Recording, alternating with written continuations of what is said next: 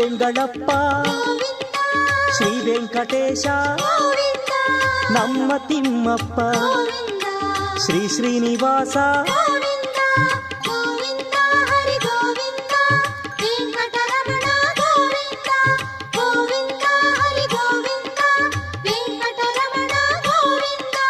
ವೆಂಕಟನಾಥನೇ